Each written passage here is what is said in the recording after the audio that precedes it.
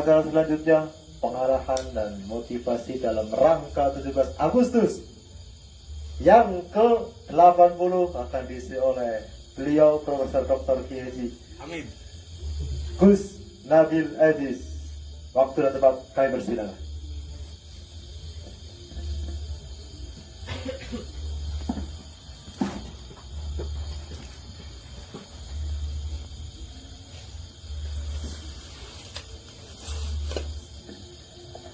Assalamualaikum warahmatullahi wabarakatuh.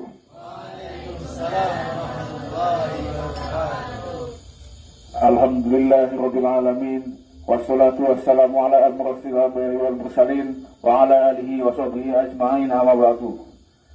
Yang pertama-tama khususnya untuk para ila hadrati khususon ila hadrati Kanjeng Nabi Muhammad sallallahu alaihi wasallam dan para Rasulullah Abdul Qadir Jailani dan Kanjeng Sunan Wali Songo dan seluruh keturunan Kiai Haji Abdullah Sayuti, Nurzen, Nurkandan dan seterusnya, dan para keturunan Ahlul Baitnya dan para keturunan Kiai Haji Suhud, Kiai Haji Najmuddin dan seterusnya. Semoga dijaga oleh Allah Subhanahu wa Ta'ala, para santri-santrinya, para pengurus-pengurusnya, para masaih-masaihnya dan para gelar-gelar lainnya yang berkhidmat dan mempunyai khususnya untuk mempunyai sumbangan terbesar untuk pondok pesantren.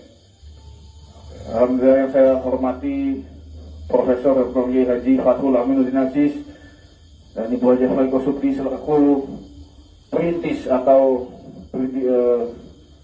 bapak pembangunan founding father dari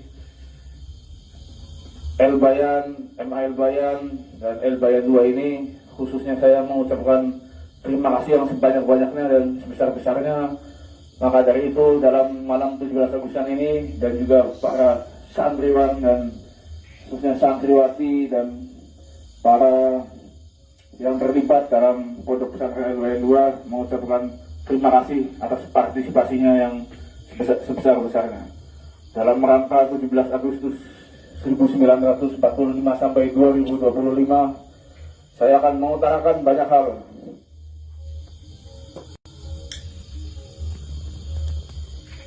Selagi masih dalam kondisi yang stabil saat ini, kita mencegah banyaknya potensi-potensi kemunafikan dan potensi kesulitan dalam keluar dari masalah. Khususnya semua orang bilang bahwa dalam kemerdekaan ini sesudah naiknya Orde Baru dan seterusnya menjadi sangat berkembang dan menjadi sangat vital, khususnya bagi generasi-generasi X dan Y dan Z atau generasi akhir zaman, generasi yang sudah muncul sekarang adalah generasi disebutnya sekarang kita ini sedang terkurung dalam bahwasanya kita sekarang dalam under the dome atau kita di bawah kubah raksasa yang menguasai dunia, di mana sekarang alat canggih dan semua serba diinstanisasi sebagian besar mempunyai faktor negatif dan faktor positif yang mengakibatkan terjadinya ada kerusakan dan ada kebaikan dari salah satu sisinya. Maka dari itu, bahwa dalam kemerdekaan ini saya menghimbau sebesar-besarnya dengan sangat penuh hati-hati, jangan terpengaruh sedikit pun oleh kesulitan, karena kesulitan itu menjadi titik lemah, dan bahwasanya kita jangan sampai terbawa arus bahwa dunia itu sangat kejam dan ada juga yang sangat lembut. Maka dari itu jangan sampai terbawa arus yang salah. Maka dari itu di tahun 2025 kemerdekaan ini menjadi gejolak angka anak-anak muda yang terseret oleh arus kekejaman digital, kekejaman moral, kekejaman ikut-ikutan, yang akhirnya dia itu menjadi anak yang tidak seharusnya menjadi anak yang seperti itu. Sekarang dengan aplikasi-aplikasi super canggih, sebagian besar orang sudah banyak yang melakukan hal-hal negatif yang mengakibatkan gejolak moral itu sudah tidak bisa lagi, sulit dikendalikan karena perkembangan teknologi. Maka dari itu kita jangan dibatasi oleh rasa sulit, karena sebelum masa sekarang dan masa penjajahan itu kesulitan itu sudah ada. Jadi kemerdekaan itu adalah mengatasi rasa sulit dalam diri sendiri dan dalam lingkungan, khususnya di zaman under the dome digitalisasi ini. Kita sangat berhati-hati sekali. Saya hanya mengingatkan banyak generasi-generasi kita yang akhirnya frustasi dan masuk ke dunia-dunia yang akhirnya membawa dia menjadi anak yang banyak di bawah kata negatif gitu.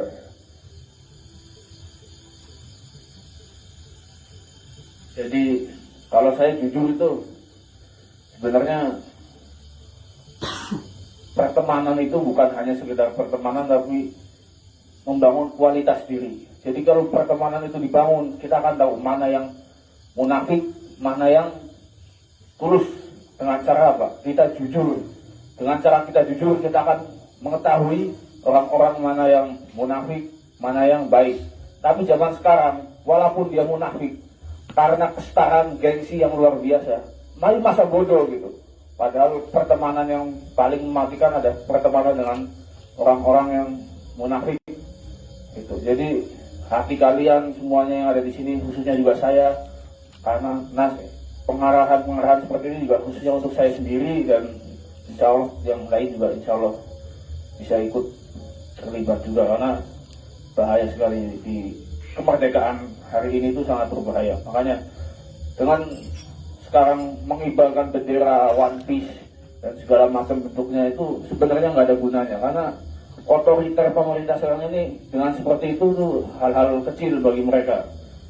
Dengan cara mengubah negara itu khususnya dari individunya sendiri, mereka bisa masuk politik, bisa mengubah dunia politik.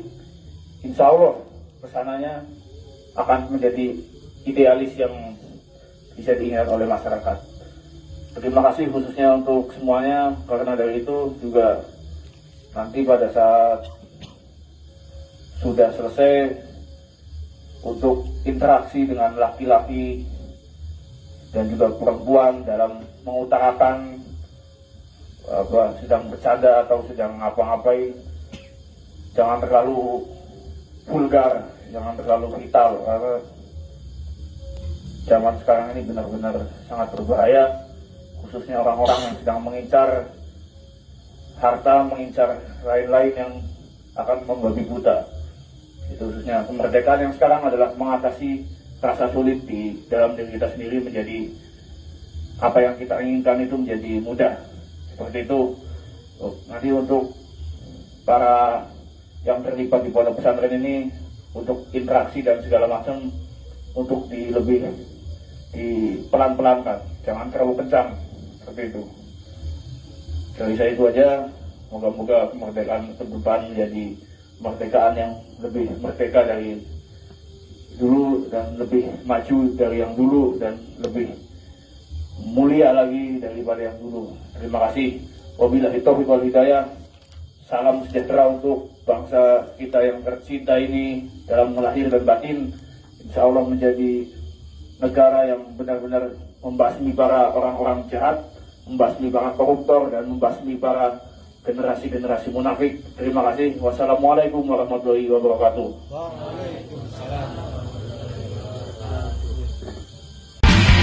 Tanta rasa